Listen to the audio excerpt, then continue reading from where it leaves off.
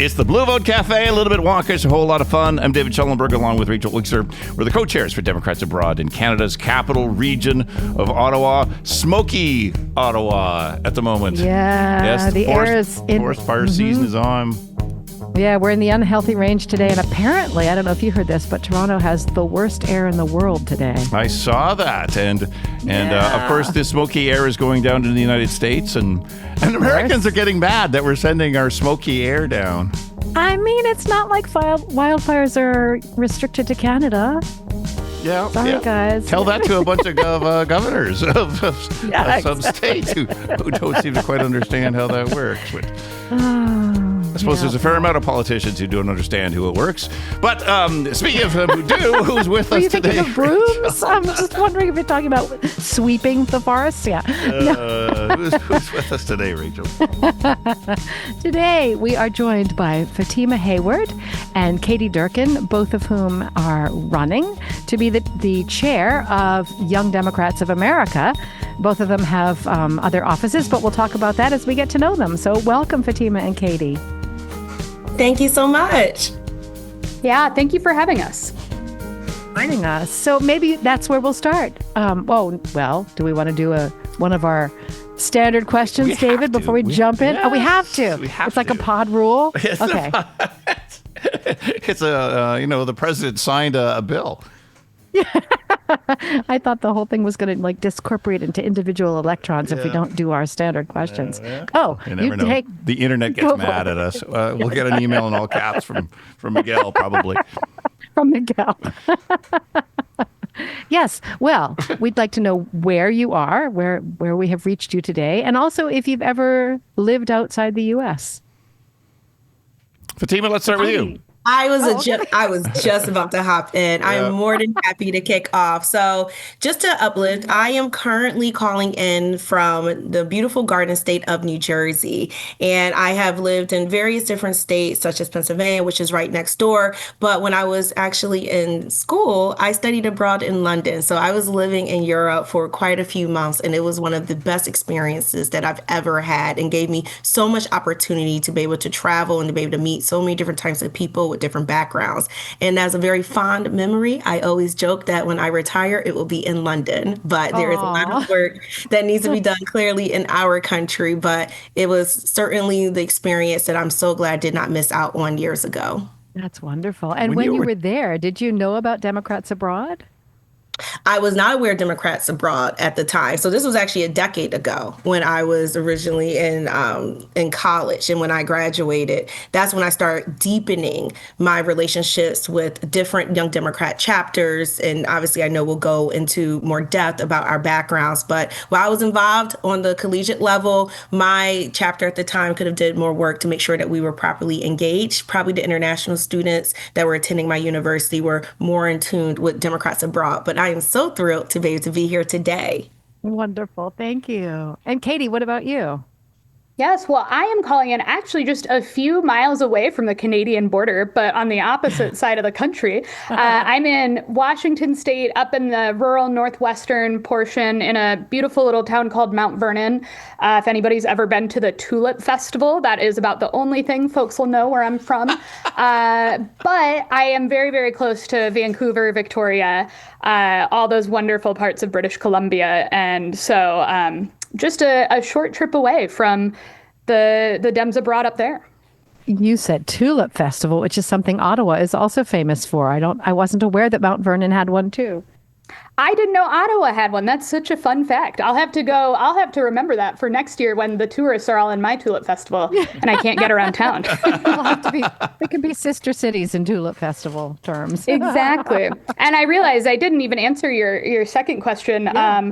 I lived in Shanghai, China for about a year, also in college, doing a study abroad language fluency program. So I was over in China for, I think, just over a year at my junior year of college. Amazing. And did you know about Democrats Abroad then? You know, I did not, and I really wish I had, because I remember trying to vote in my local mayoral election, and I never got a ballot, and I never figured out how to get a ballot. And so I didn't know that these were resources that were even available to me at the time. Wow. Well, so when you both retire to countries outside the U.S., you'll be able to join DA and help spread the word. Yeah.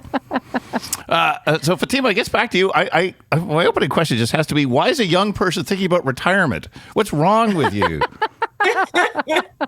Well, I believe in having a long-term plan. And while that is not solidified just based off of the experience I had, that's why I said I always joke about just retiring in London. The thing about that is that London is quite expensive. So I'm going to have to make sure I can even afford that. But it certainly would be one of the dreams, possibly once I am older and it's time for me to retire. Yeah. Wonderful. Well, and that was throwing out as a political type question. So you're thinking long term. Is that part of what you want to bring to the table?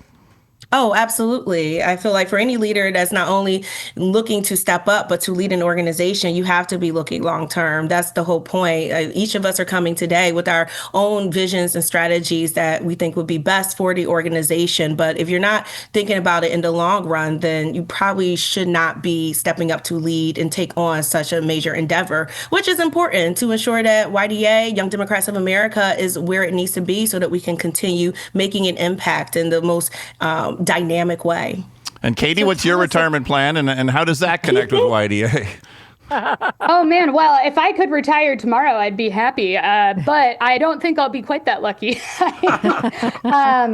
Yeah, I mean, I think I love the Pacific Northwest. I don't know that I ever want to leave this area. It is such a beautiful place. The weather is wonderful. I would be very, very content planting my roots up here and being able to invest. I think similarly, Fatima and I really both value getting that investment into the communities that we live in addition to the national work. So YDA, I'm really excited to see all the work that we are going to be able to do at the national level. But one day I'll be forced to retire from YDA at 36, whether or not I want to. And when that time comes, I'm going to be very excited to get to continue doing the work with the Democratic Party, with my local Democrats. My husband is the secretary of our county party. So we've got a lot of really good work that we're also trying to do over here. Right. Wonderful.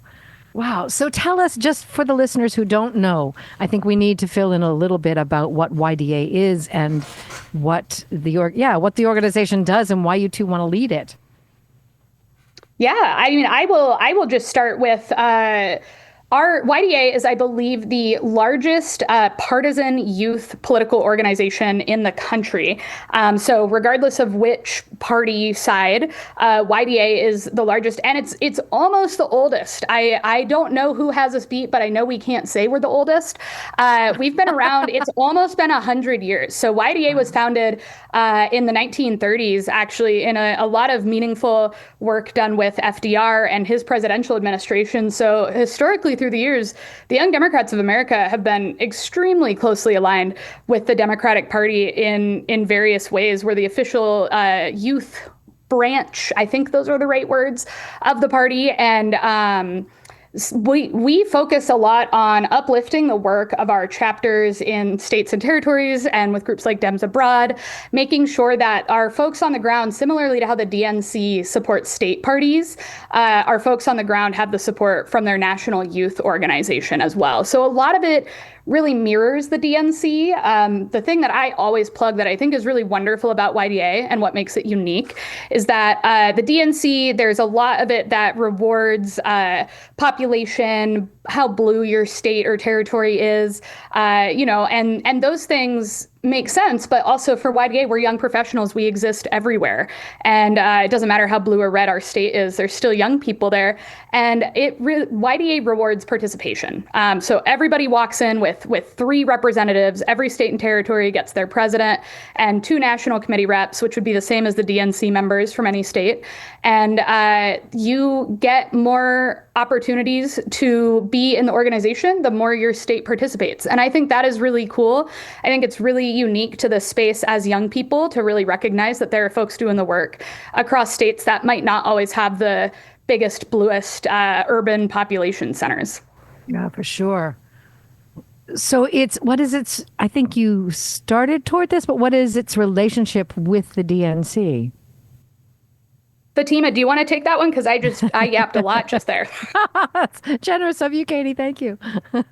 So I actually would like to also just answer a little bit more about that. Katie did a really good job of being able to kind of level set the purpose of Young Democrats of America. But one of the other key things I wanted to highlight first and foremost is that our membership certainly reflects the broad diversity of our nation and our Democratic Party. And more than ever, we need to make sure that we have not only representation, but the right representation that is reflecting various backgrounds and perspectives. And I think that's one of the unique things with it being the largest youth-led partisan political organization in the nation, of being able to expose young Democrats to so many different types of people across this entire country, being able to collaborate in a way that is going to bring about true change, being able to learn from each other and truly building up not only the next generation, but this current generation as well.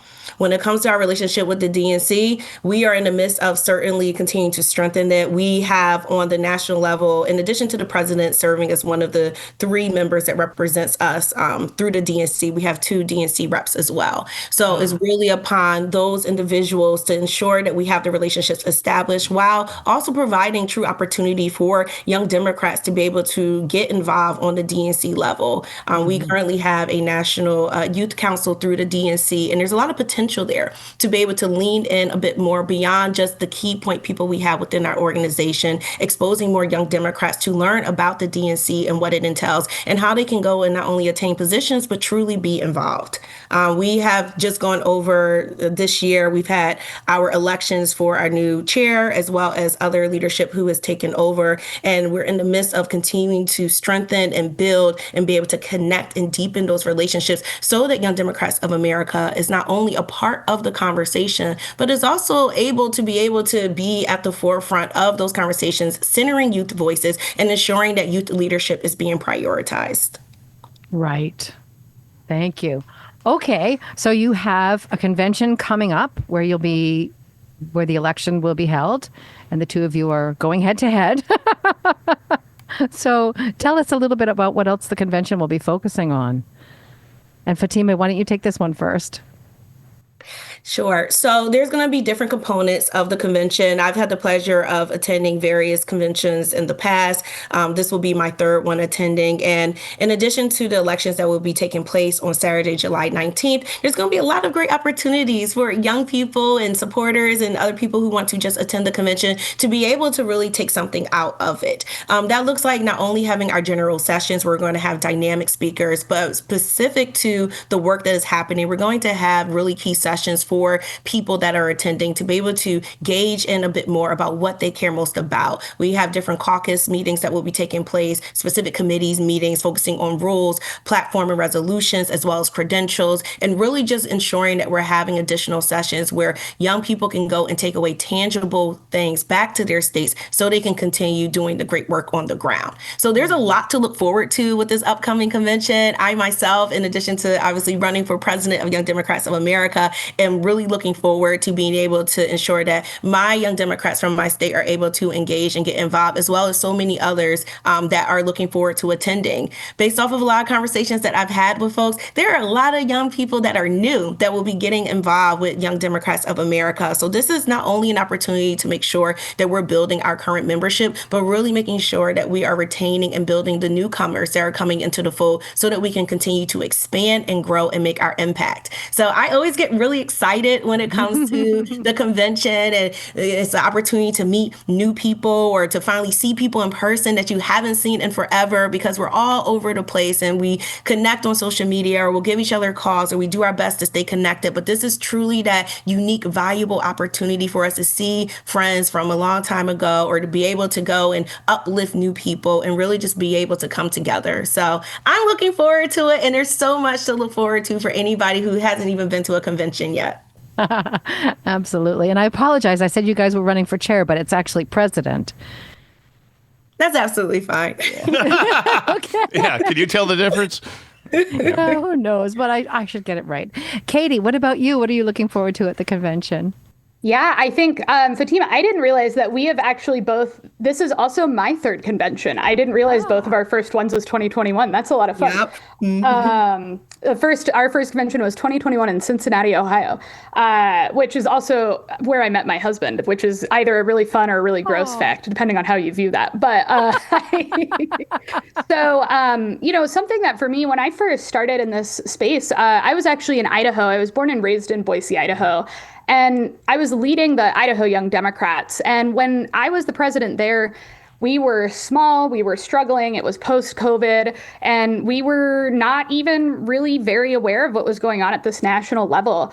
And what I really got out of it, and the delegates that I brought with me from Idaho got out of it back then was, there are a lot of people in a lot of states that are going through the exact same things that we are, but it's all happening in silos because a lot of the time our national party has failed its red states and the states that might be a little harder to do that organizing and that outreach in.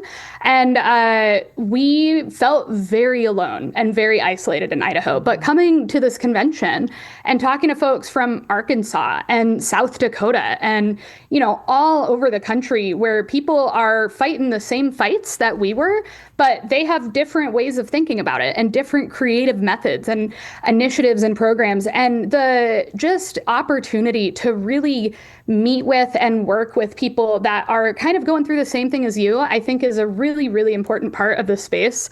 At the end of the day, we're all young people, even if we live in a blue state or red state. We're all dealing with a lot of the same kind of institutional issues when it comes to cost of living, when it comes to concerns about climate, anything like that. And we're all also approaching it in different ways that can be helpful to each other.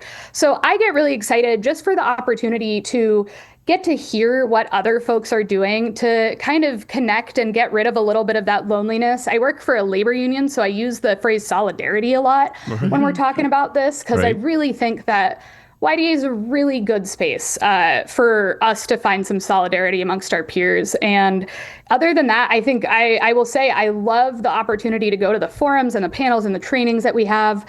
I'm really excited to sit and moderate a panel on our trades, labor unions, and how we can engage young people and young Democrats via the trades and partner with our unions. I think that is going to be a really interesting panel, just kind of in this moment politically, especially what we're seeing with Gen Z. Our trades unions are one of the best avenues that we have to reach out to young Gen Z men specifically. So I think there's always just an opportunity to expand your horizons, meet so many people, and at the end of the day, figure out how we're going to fight as a youth movement, both within our party, but also with everything that's happening at the federal level right now. We do need a really consolidated movement within YDA. For sure. I was interested, you're saying that the trade unions are one of the best ways to reach young Gen Z men. I mean, I know we're all concerned about connecting with young men. So why would that be? Why would the trade unions be a good route for that? I think we have really not always been the best as a party and as organizers at meeting people where they're at versus hoping people will come to us. And I think that's what we see. If you look at a lot of the trends with young men, you see, they're finding their politics where they're at, which is on their phones, digitally, at podcasts, or on podcasts and TikTok, right? So I think one of the things that we're seeing is a lot of young men and a lot of young people. I don't just want to say it's men, but within this specific issue, we have less folks choosing to go and pursue a traditional higher education. And we're really seeing an expansion of those trades and their apprenticeships. They're really well paid. I have a friend who's my city councilor up here in Mount Vernon, but he's 30. He didn't go to college after he graduated high school. He went straight into an electrician apprenticeship with IBEW. And we're about the same age. He owns 3 houses because he invested that money very well. And, when he would go and talk to high schoolers and say, when I was a year into my apprenticeship, I was making $120,000 a year as a union electrician.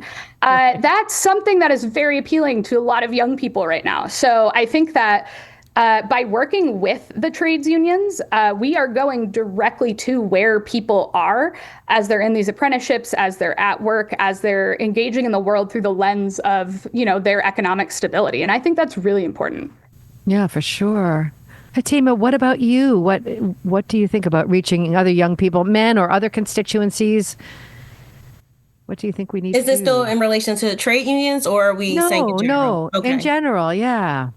Yeah, so on my end, I think that we all can agree how important it is to make sure that we're reaching people, and especially meeting them where they're at. When I was the reproductive justice and community partnerships manager at Planned Parenthood, that was one of the things that I really centered on when it came to thinking about how to ensure that we're engaging and we're reaching people. You have to meet people where they're at. You have to make sure that your messaging even resonates with what they're actually going through. And honestly, as I was kind of just listening a bit more around the conversations around labor unions, one of the key things that's really just always going to be at the forefront of my mind is that we need more education. There are a lot of people who still need to be educated on the political process, as well as even the purpose of labor unions, for example. And I think that if we can go and make sure that through Young Democrats of America, with its massive platform and influence and power of ensuring that we are educating young people on the process and on these different resources and the purposes why they exist, we'll be able to build up that engagement that we need, as well as getting people more excited to get involved. The more educated people are, the more informed folks are,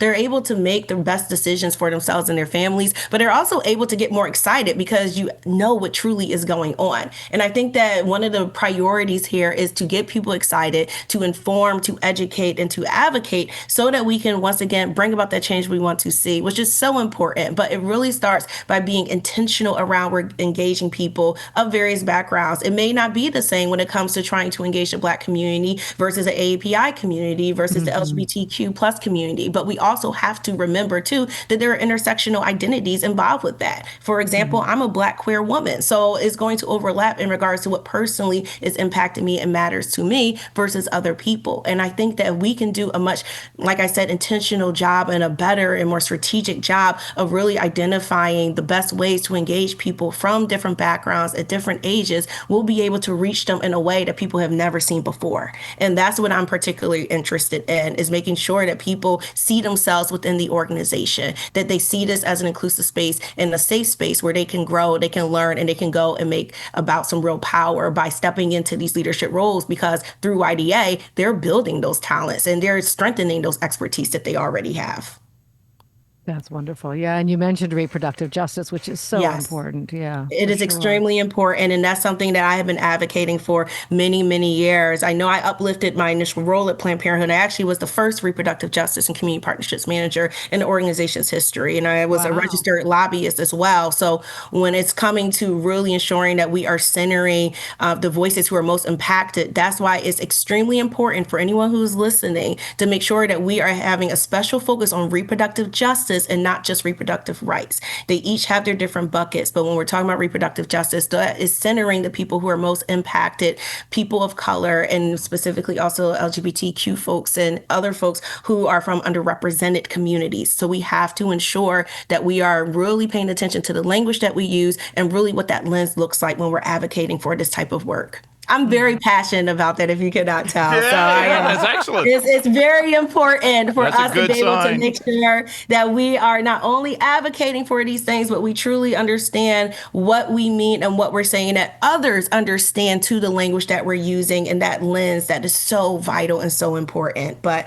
I just really look forward to the opportunity of, not even potentially just leading this organization, but having the opportunity to have led the New Jersey Young Democrats as the first Black woman president. And I was reelected earlier this year. So when we're talking about outreach, when we're talking about reaching people, that's something I take great pride in. I actually have had the most diverse board in the organization's history. And that's something that I have continued over many years when I was first elected back in 2019. So when we're talking about reaching people, when we're talking about ensuring that we have real representation and that we're truly, truly engaging people in the way they should be engaged and really tapping into that talent, those are things that I not only am passionate about, but I get truly excited about. That's wonderful. Yeah. And congratulations on your reelection. Thank you so much. Thank you. So, I mean, that just actually makes me wonder, what if you are elected as president of the whole organization, do you continue as president of New Jersey Young Democrats, or do you hand that over to somebody else? That's a great question. So there's currently no rule in place that goes against you being able to do both. But I also do truly believe that when it is time to go and pass the torch on, that you do. So we're in the midst internally within New Jersey Young Democrats of identifying identifying what that transition plan is going to look like. While that may not be immediate, I want to make sure that the organization is set up for success and that the person who is going to be fulfilling that role after me is going to be able to not only do an exceptional job, but hopefully even surpass all of the amazing efforts that I have been able to put out through New Jersey Young Democrats. So that is something that we always need to keep in mind. And again, just something else I want to uplift, that while it's important to be able to be in these positions and to ensure that you're opening doors and opportunities for others, is that when it is time to pass the torch, to make sure that you're doing it. So while, like I said, there is no rule that says that you cannot do it, and while I probably will be doing it for a bit longer regardless, I want to make sure that I'm passing that torch on so the next leader can truly step up. Right. And Katie, you are currently the Western Regional Vice President for YDA. Is that a role that you step out of if you're elected as president? Yes, that is also up for election at this convention. So I'm really excited. The Western region, I think, we have been able to do so much really wonderful organizing work across the West. And the region is really plugged in and engaged. And I'm really looking forward to whoever comes in after me. I think they've inherited a bunch of states and territories who are really excited to keep doing the work, regardless of whoever wins the presidency, the DNC seats, any of these other positions. The Western Regional Vice President is going to have a really awesome opportunity to continue to engage with Nevada and Arizona in advance of these 2026 midterm elections, right. Our red states and blue states with their local elections, right? And making sure that we're organizing and engaging our folks. The West also includes Alaska, Hawaii, and Guam. And so really making sure that we're engaging with our folks that have that kind of geographic isolation and are still able to participate in the national space. Similar to how Dems Abroad, the kind of disproportionate burden of travel. Talk about right? geographic, Yeah. Fatima, back to you. I mean, you talk about how much energy and passion the youth all have, and yet historically, and this is not a new phenomenon, come election day, youth somehow never get around to actually getting out to vote. Like, is that accurate? Is that precise? And if it is, how do you change it? Okay, so I genuinely appreciate this question, being that we have seen it go downhill during this past election cycle, but that wasn't always the case. And I want to also make that known. The youth has certainly come out time and time again. During the election prior to last, the reason why people were able to win was because of the youth vote. So we're certainly here and we're present and we're ready to be able to go and exercise our right to vote, because we know there have been key people in our history that has fought so hard to ensure we even have the right to do that. But there have been recent events that have caused a downturn in a way for young people to really feel inspired and excited about voting. And that is what we need to address in this current age. I do want to stress, though, that young people have always shown up and continue to have shown up. But during this past election cycle, with the various issues that have come about and people feeling not heard and not seen and not valued, it has caused, I would say, a certain amount of young people to kind of just be like, you know what, I need to take a break. And we need to find the best way to be able to revitalize their energy and to want to ensure that they truly want to get back involved. That is what the priority should be. So there's a couple of different buckets there. There are the people who have continued fighting the good fight, like myself, like Katie, and whomever else. There are the people who certainly, want to be involved, but they're still kind of on the fence because they're just so tired. And then there are folks that are new and would like to get involved, but they're hearing what is happening right now and they're not seeing the right actions take place. What young people are looking for right now is strong leadership, and they're looking for their voices to be centered and to be heard, and for them to actually be able to be a part of the fight. I think one of the major issues that we make as leaders is that we take on too much and we don't open up the door and allow other people to come in to truly be a part of it. We cannot ask people to go and take this action, do that action, but there's no real opportunity provided to them to be able to really step into a true leadership role and be a part of the decisions that are being made. The more opportunity that we're opening for young people, the more resources and tangible tools that are being provided to them so that they feel armed with the right resources to be able to step up, the more we will see a shift. But we have to make sure that we have people who are inspiring, who can get people excited, and who certainly understand what is needed in this given time. But it really comes back down to being a human.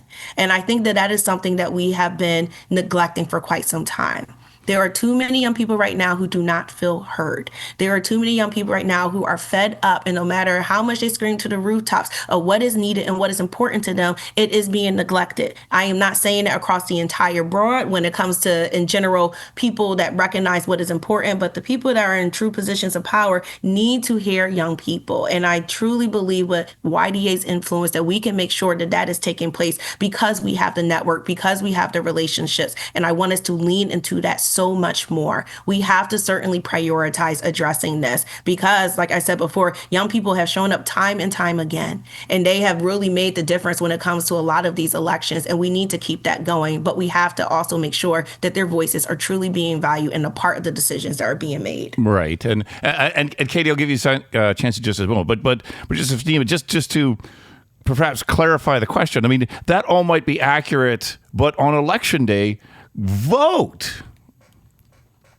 Oh, absolutely. That goes without saying. Absolutely. But yet on election day, I fully understand how people feel lost in the craziness of the world. But on election day, vote.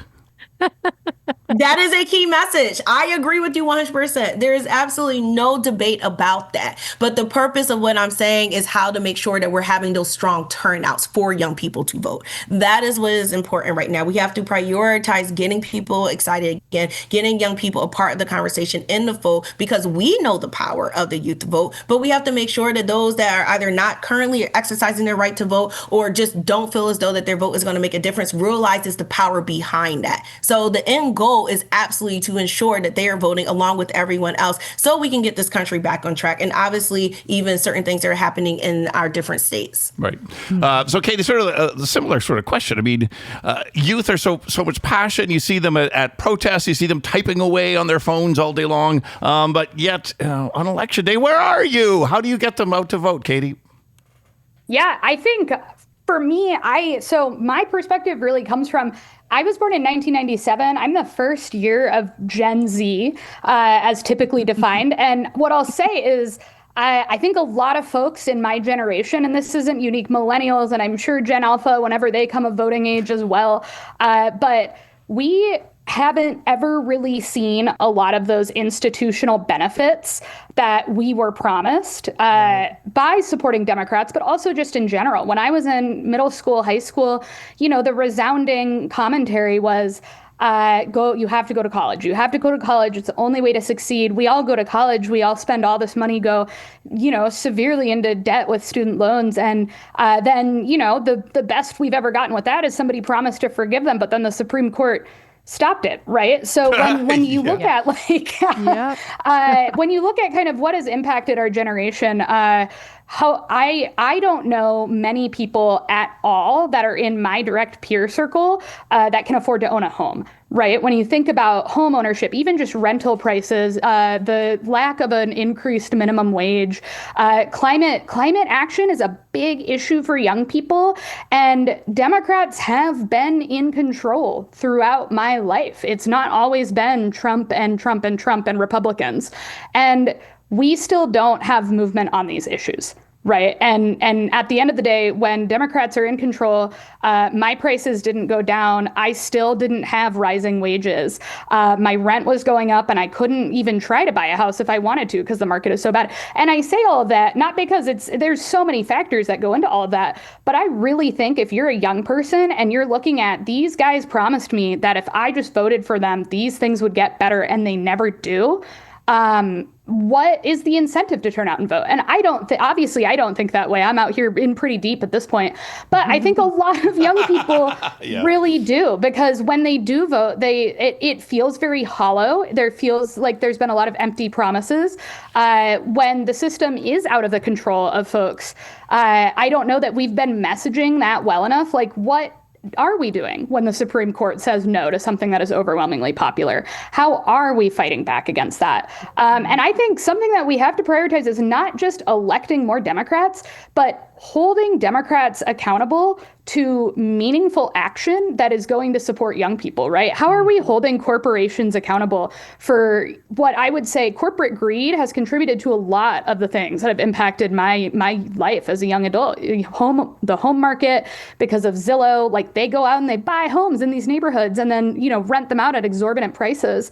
And those homes aren't available for people like me to buy anymore. When you talk about, wage theft and anti-union laws, what are we as a party doing? And the thing is we're doing a lot. I don't think we're doing enough, but we're doing a lot and we're not talking about it when we do.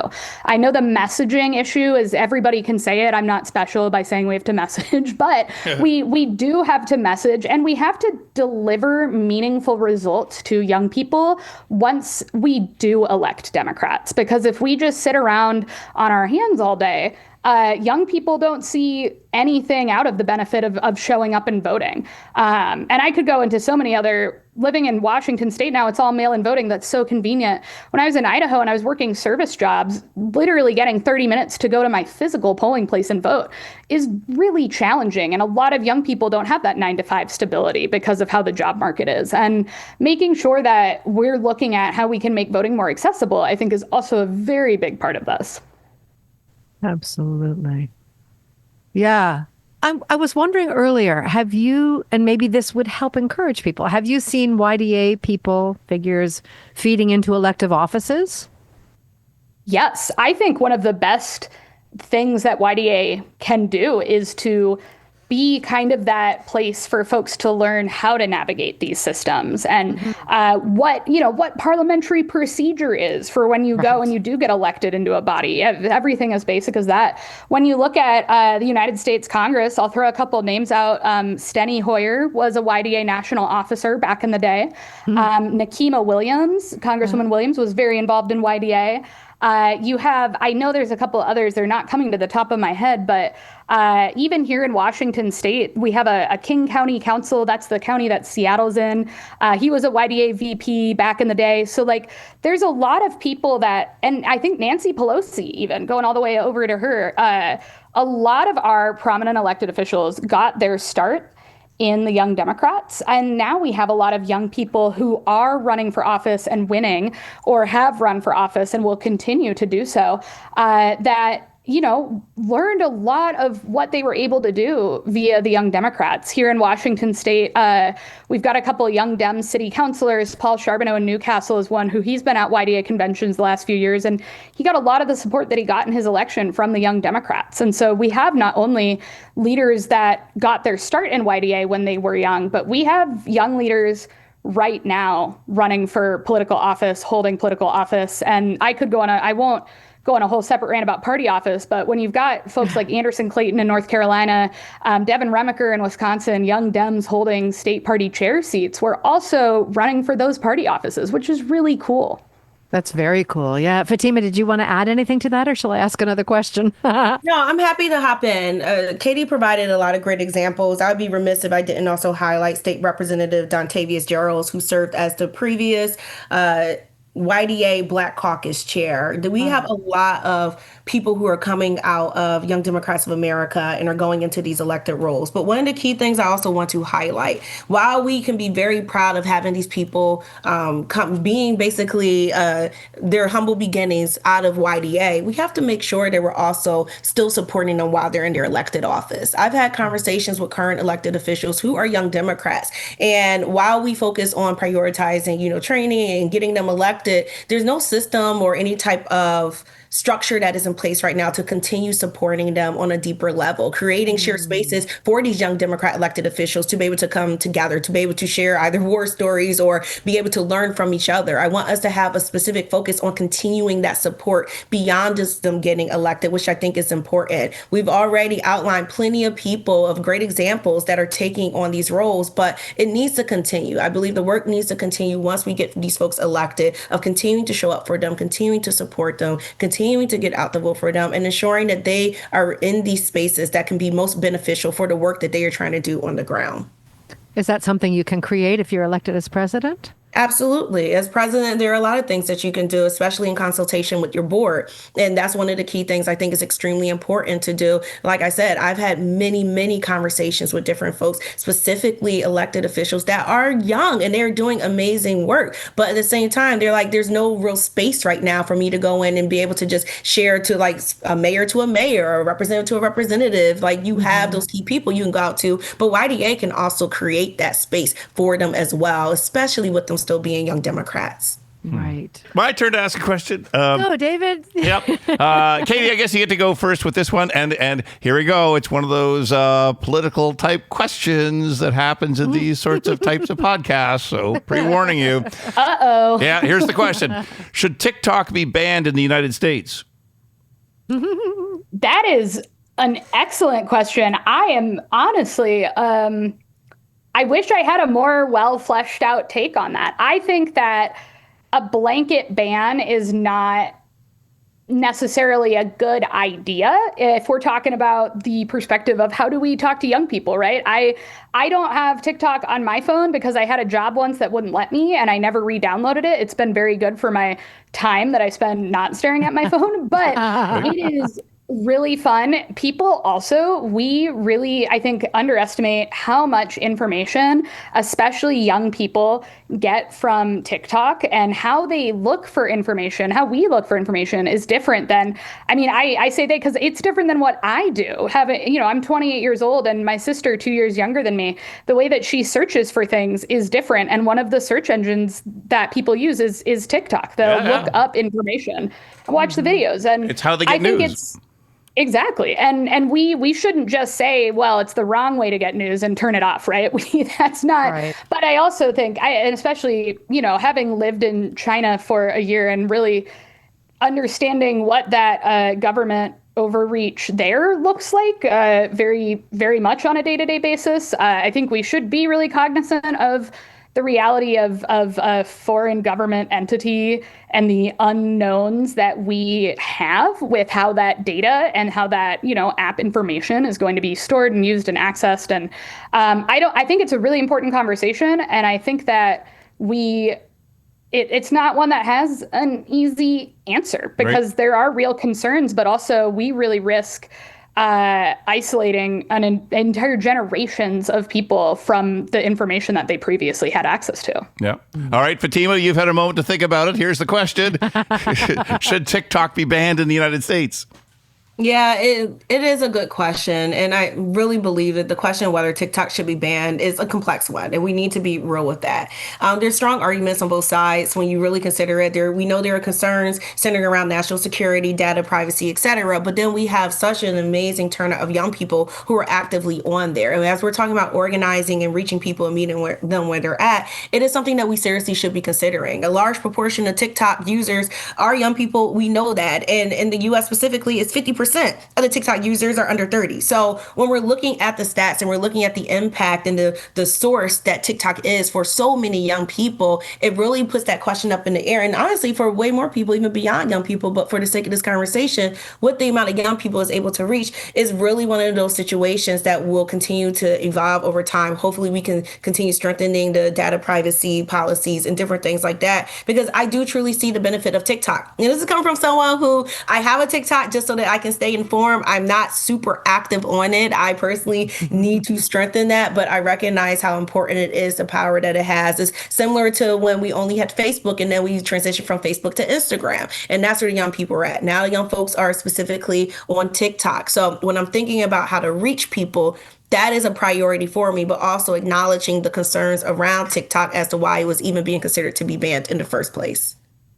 Right. Okay. Yeah. I think I'll ask a question, and Fatima, maybe you can take this first this time. Your three top issues or the three top things you want to achieve as president. You can go with either one. Okay, absolutely. So There's quite a few things that needs to be done within Young Democrats of America to really ensure that we're able to reach our fullest potential. And one of the first top things that I want to highlight right now is taking a very close look and reevaluation of our current organizational infrastructure. The reason that I'm highlighting that is that in order for us to really make the impact that we want to make throughout this country and beyond, we have to make sure that we have our house in order. And the way that we do that is by taking not only a look at our infrastructure, but making any necessary changes. For example, we have a lot of appointed roles right now, and I do truly believe that we need to take a look at what those positions entail and if they're really necessary so that we can have a stronger focus on making that impact. I want us to get rid of positions that don't need to be there. I want us to keep ones that are really important and also add ones that are going to be more impactful. And then within that, ensuring that the people who are appointed into those specific roles not only are able to be the best fit for those roles, but they actually have the proper guidance to be able to fulfill their duties. And if there are specific areas that they want to strengthen, which is a lot of reasons why sometimes young people raise their hand for a particular role, that we're able to go and provide that. And I think that's extremely important. We want us to not only be able to have a properly ran organization, but we want these folks to be able to serve as true resources for our entire network, for young Dems abroad, for different charter units within the U.S. We have to make sure that we're setting up this organization for success, and more specifically, setting up our network, our membership, our key leaders within the organization. So organizational infrastructure is going to be a very big one for me. It's just something that through time and experience, I just truly recognize is at the core of any organization, any type of entity that you're looking at. The next piece would be certainly going and making sure that we're strengthening our lines of communications. We have an okay communication system right now, but it can be much better and it can be stronger. And I want us to be able to strengthen it internally and externally in the way that we engage with folks. I want us to go beyond just primarily communicating around when it's time for us to recharter as chartered units or when it's time for us to gear up for convention. We need to make sure that we're creating shared spaces, community spaces where there's real dialogue that's happening. There's thought partnership that's taking place. There's collaborations that are coming out of these conversations. That is what I would like to see a bit more. And national should be taking a lead role in ensuring that communication stream is being streamlined. We need to go and make sure that we are directly having real conversations with our folks. And it's not just this is what you're getting through a statement or someone else just like passing it through the grapevine. We need to strengthen the way that we communicate. And I also would love to see us doing that externally when it comes to my next point, which is fundraising. Fundraising is extremely big and it's very important. Everyone knows in order to make any type of major impact, you have to have the funds to be able to do that. As young Democrats, we know firsthand, we're talking about affordability, money can be tight, right? But we have the passion, we have the energy, we want to get involved, we want to show up. So making sure that we are well positioned on a national level to be able to support our chartered units, to truly be able to invest in them, as well as our national caucuses is going to be extremely important. I currently am the National Director of Corporate Partnerships at Teach for America. So I am specifically responsible for making sure that I'm bringing in up to 8 figures for our teachers and students across the entire country. I know I had mentioned earlier that I worked at Planned Parenthood when I was a reproductive justice manager. One of the key responsibilities I had was overseeing our community grant program. When it comes to fundraising, when it comes to overseeing grants and really leaning into that donor engagement, that is an expertise that I truly have. And in order for us to be able to, again, make that impact, we have to know how to raise money. One of the key things I've been highlighting specific for everybody is that I don't want to just be the one bringing in the money, right? I want to make sure that our different chartered units not only are given fish, but they know how to fish themselves. So making sure that we are applying those trainings and that onboarding piece so that you know exactly what you need to do on the ground and you're set up for success to be able to go and fundraise properly on the ground as we're doing on a national level. And then ensuring that YDA is positioned well, that when those financial hardships come up, because they do, because again, we're young Democrats, that we're in a position to be able to support and show up in the way that we should have always been able to. So those are just some key specific things that I certainly want to focus on: organizational infrastructure, communication, as well as fundraising. And I will add just a bonus one for you because I have to. I'll just add in a quick bonus, which is one of the key other major priorities. Part of my platform is having a national electoral strategy. That is extremely important. We have so much great work that's coming out of all of our chartered units, but we need to make sure, once again, that we are streamlining that and that we are coordinating on a national level. We need to have national initiatives that make sense. We need to make sure that we are doing proper national organizing. And that's going to take a bit of time to build out, but it's something that I certainly want to see happen. We have specific states that have elections every year. While there are others that may not have it every year, they also have very important elections. So we have to make sure that the national organization is positioned in a way to be able to properly and effectively lead that organizing movement. Because again, as I continue to tell many people, YDA should be at the forefront of the youth movement. And I personally feel as though this is how you do it. That's great. Thank you. Those are excellent answers. And Katie, it's your turn. The awesome. three top. Yeah. Oh, sorry. Go ahead, please. Oh, I was just going to restate it. 3 top issues or 3 top things you want to achieve as president. And since Fatima snuck in a bonus, you get to too. Yay. I just get too excited. I'm like, if I can't see the face on Zoom, I just start talking. I apologize. No, it's fine. So I will say, for me, I think the number one thing that I really want to focus on is accessibility. And I'm absolutely shamelessly using that as the number one in the Dems Abroad podcast, but very specifically because I represent the most geographically isolated region in YDA right now. When we're talking about Alaska, Hawaii, Guam, but also American Samoa and Northern Mariana Islands, those are some pretty disproportionate burdens that people face. And we as a national organization are asking people to take their resources, their time, their efforts to use those for the national organization and buy into the work that we're doing. And my philosophy really is that we absolutely need to make sure that everything we do has an eye on how can we not just make that worth it for folks, but really make sure that it is accessible as possible. So when we're talking about when we're holding and scheduling meetings, we have a statutory requirement as to when a meeting should be like announced based on the date that it's going to be held. But we also can plan as far in advance as we want, as long as we miss that or meet that statutory requirement. So we should be planning in as far in advance as we can so that folks have the maximum time to book plane tickets when they're not super expensive, make sure that they have the opportunity to fundraise and be prepared for those things. Really just focusing on all those little issues where it can make a big difference, not just for Alaska, Hawaii, Dems Abroad, right? But also coming from Idaho, we didn't have, I don't live there anymore, but we didn't have a big airport. Boise Airport, not a hub, right? Really hard to get to a lot of places from there.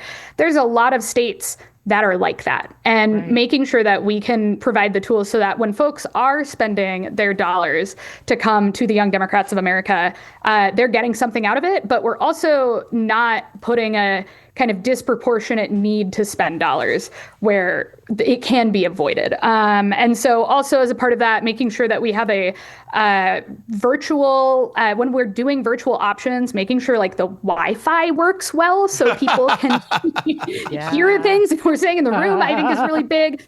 Right. There's things that just having an eye on the meeting planning is really crucial. And I also, as a part of that, the disability lens of that whole thing, making sure that if we have folks that as somebody that until a recent surgery I had, I was actually very hearing impaired in one of my ears.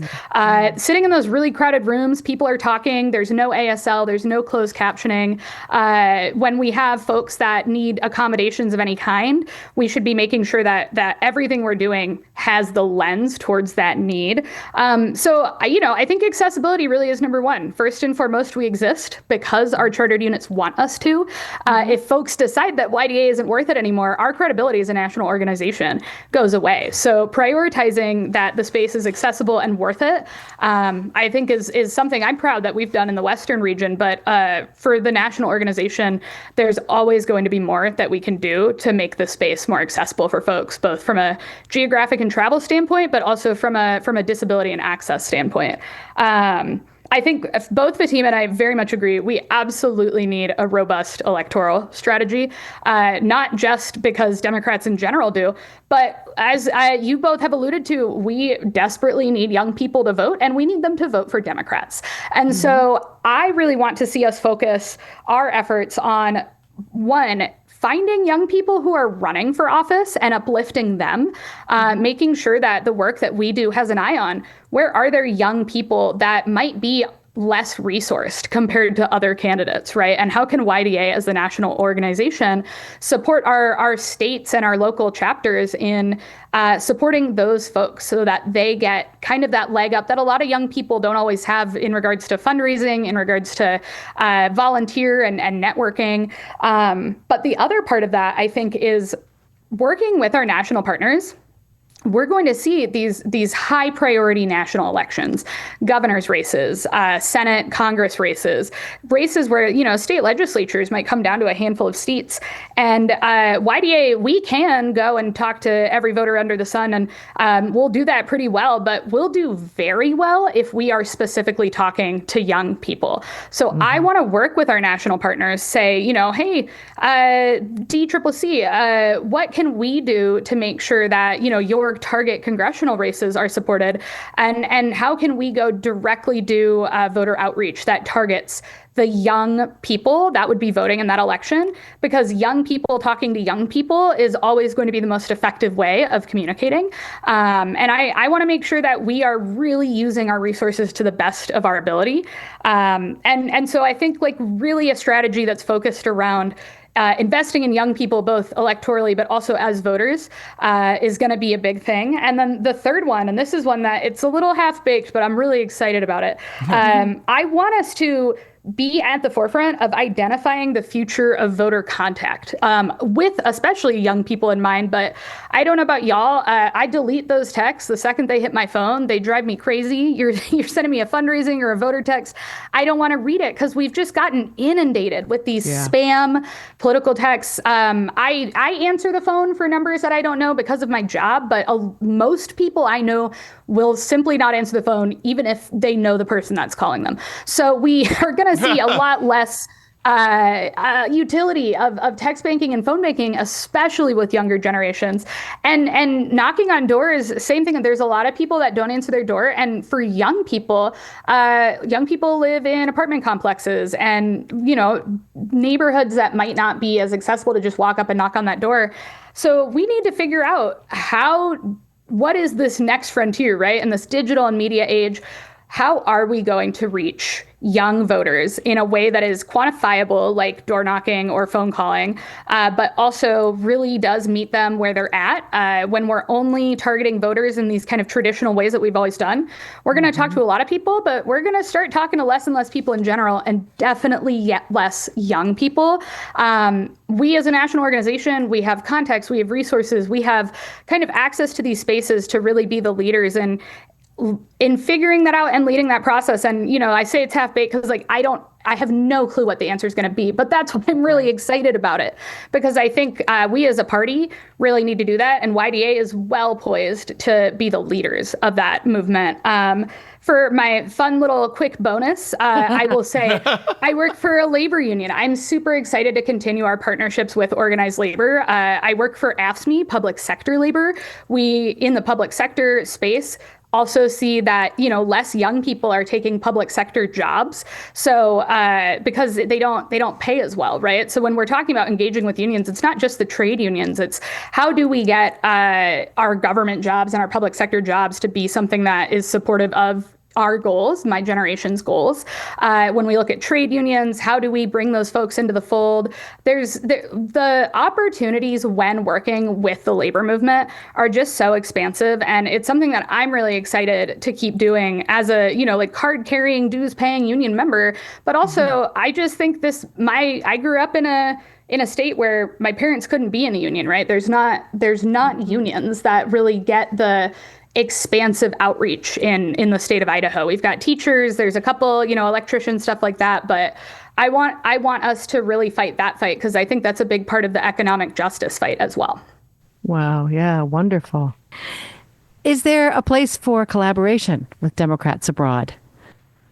Absolutely. I think it's really exciting the last few years having Dems abroad. I guess we should probably call them young Dems abroad when we're talking about YDA, but having Dems abroad, physically showing up, not just to the YDA convention, but YDA meetings. Similarly to young folks here, there's a hunger for engagement in our political infrastructure. And when folks are already engaged in the Dems abroad with all of y'all, but we can plug them into YDA too. We should have, I think the infrastructure should really look like, if you're a young person that's a DNC member, state party chair, or really involved in your local party, we should also be plugging you into the Young Democrat space. But when we look at the issues that, are going to be really important to both young people and Dems abroad, access to voter registration, vote by mail, making sure that we have those opportunities to fight those fights together, making sure that there might be issues that young folks living abroad right now have that are really prevalent that I don't know about, right? And we're never going to understand them if we're not communicating and coordinating and working closely. So I think there's a lot of policy and electoral fights that we can fight together, whether it's doing phone banks for candidates that, really hit on the issues that matter, or whether it's, advocating for things like vote by mail in a way that is going to be accessible for folks. Overall, I think that we have a wealth of opportunities, and it's too long of a thing to talk about, but YDA also is a member of the International Federation of Liberal Youth. So we have an international engagement arm that we operate, and we absolutely should be figuring out ways to tie Dems abroad into that process as well.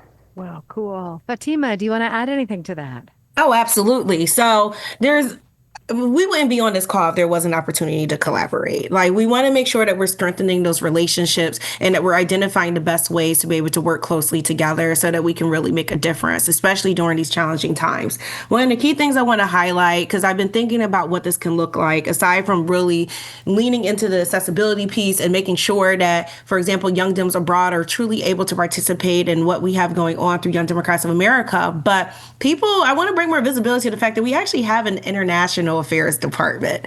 And I truly believe through that we can strengthen the way that we partner, the way that we work together to make sure that we're centering what is important to Dems abroad, to young Dems abroad into this fold, so that we can not only be advocating on important policies and issues that are impacting everybody, even beyond where we both currently are residing in right now, but that we can make sure that the folks who are part of that Dem abroad specific space truly are able to be a part of something greater than themselves. That's usually what energizes people, right? That's usually what gets people excited, is when they feel like that they are not only a part of something, but they're being valued, they're truly being heard and seen, and are able to be a part of something. So the fact that we have specific mechanisms already in place on a national level, we need to take a closer look at that and strengthen the way that we are partnering with our different partners, with our different charter units and other entities that we should be strengthening those relationships with, because we cannot do this alone.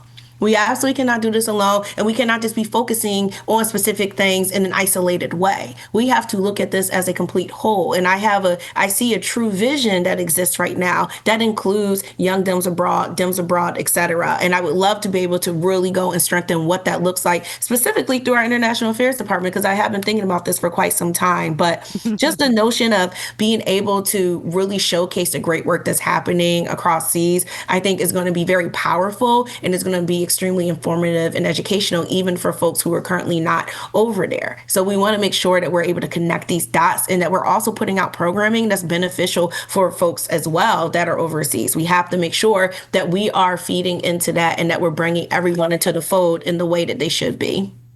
Amazing. Honestly, you two are both incredible. I want to thank you so much for the work you're doing, and keep it up. And I don't know how all the delegates arriving at the convention on Saturday are ever going to choose between you. We've both been, I think, very lucky that no matter who wins in this election, this national organization is in a really good place. I think that's a wonderful feeling for me to know that if I lose to Fatima, it is a race extremely well lost. And this will be, I think, a great convention to really highlight how we have to be more united as a Democratic Party and not turn everything into a arbitrary little battle that at the end of the day, there's a lot more going on nationally that we have to worry about than which one of us wins this election. Yeah, I'm going to be honest. I truly share that sentiment, just primarily because YDA is in need of great change and great leadership. And we're fortunate enough to have two really strong candidates that are running. So I'm just really glad to be able to have the opportunity to run. I am very proud of the way that Katie and I both have conducted our campaigns. And I think that we've both been able to demonstrate what real leadership looks like in that way, right? Of being able to be in shared spaces, uplifting our vision and platform, and really genuinely just putting our best foot forward with all the passion that we have. So I know that we are both looking forward to this convention. We're looking forward to being able to continue to get out our message. And no matter what, this organization certainly will continue to be strengthened through time under the next leadership. Absolutely. And I'm sure there's a role for whichever of you doesn't win, and you can continue to contribute. Yeah. Well, thank you. Thank you so much for what you're doing and for joining us today. It's been a real treat to talk to you. Thank you both for the time. If you live outside the U.S., please register with your voting state at votefromabroad.org every year. Do it now. To find all our episodes, go to democratsabroad.org and look for us in the drop-down menu. I'm Rachel Loykster with David Schellenberg in Ottawa, Canada. Thank you for listening to Democrats Abroad, the Blue Vote Cafe.